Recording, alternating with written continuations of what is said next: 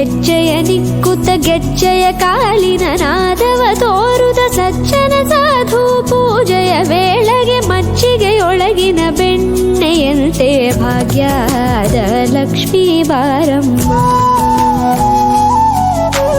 ಹೆಜ್ಜೆ ಮೇಲೊಂದೆಜ್ಜೆಯ ನಿಕ್ಕುತ ಗೆಜ್ಜೆಯ ಕಾಲಿನ ನಾದವ ತೋರುದ ಸಜ್ಜನ ಸಾಧು ಪೂಜೆಯ ವೇಳೆಗೆ ಮಜ್ಜಿಗೆಯೊಳಗಿನ ಬೆಣ್ಣೆಯಂತೆ ಭಾಗ್ಯದ ಲಕ್ಷ್ಮೀ ಬಾರಮ್ಮ.